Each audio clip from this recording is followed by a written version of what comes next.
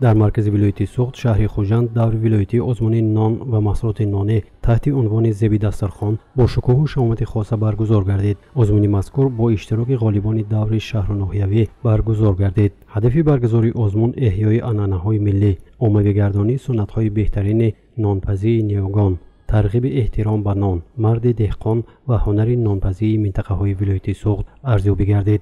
آزمون سه دوره را در بر گرفته دور اول در شهر و نواحی، دور دوم باشد در ولایت جنبست گردیده، دور سوم آزمون جمهوری می باشد. اعضای حکمان به اشتراکچیان از روی نامیناسی‌های مهارت آماده کنی نان، صفت آن، طرز پختن و نمودهای گوناگون نان بهاگذاری کردند.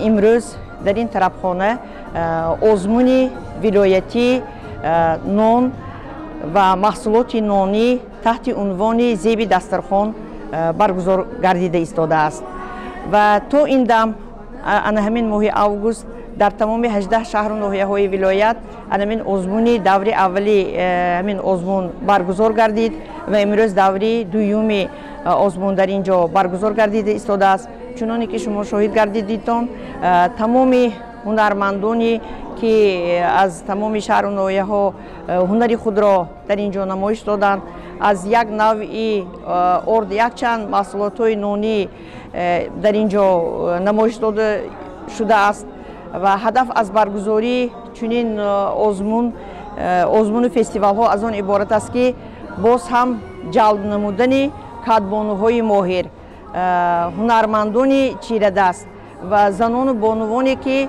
در خانه های خود کنبانوگی میکنند، همین آزمون ها پیشکشی تمامی مردم گردیده ایستاده است. معظم جبارова طی زیاد از 20 سال است که به نانپزی شغل می‌ورزد. او هنر نانپزی را از بیبیش آموخته است. معظم جبارova امروز برای اشتراک در آزمون نان و محصولات نانی 17 نمود محصولات نانی را آورده است.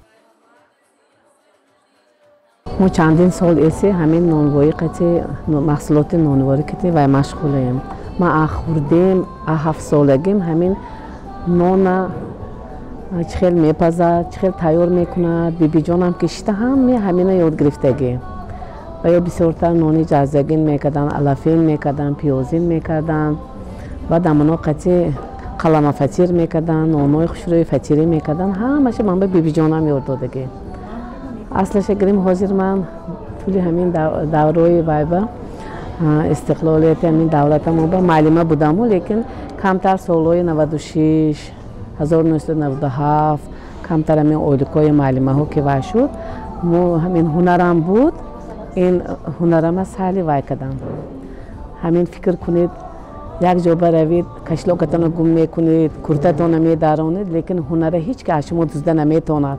این هنرم این زن به یک وای جدایم چیزی درکاری که آیله به میشینید نان کلچه برای فرزندان میپزید. برای همین نانای همشه با دستان خودم امروز آرایش داده آمدم. مقدس ماماجانова از سن 15 سالگیش نان میپزد. او میگوید زمانی بود که عائله‌مان کلان بود و هر هفته از 18 تا 22 دانه نان را در تنور میپخت. امروز باشد در عائله 4 نفرند و هفته یک مرتبه 10 یا 12 دانه نان میپزد. نان تنوری از نان بازار کلان فرق میکند، میگوید او.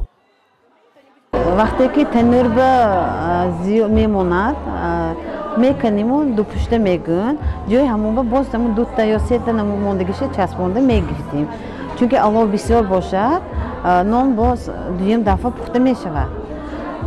ما وقتی خمیر میکنیم روی وی را گرفته فطیر جزگین، فطیر کدوگین یا فطیر پیازین کده من هشت اول فطیر کده بعد نان را میچسبونیم. مازی نانی تفتان دیگه خیلی میشد. مازی نانی تنوری بسیار هم با مزه با لذت و با برکت میگن، یک بوده خودی سیر میشی میگن. در انجام آزمون غالبان با تحفه و افتخارنامه‌های مقامات اجرایی حاکمیت دولتی ولایت سوخت قدردانی گردیده اشتراکچیان بهترین به دور جمهوری راه خط گرفتند.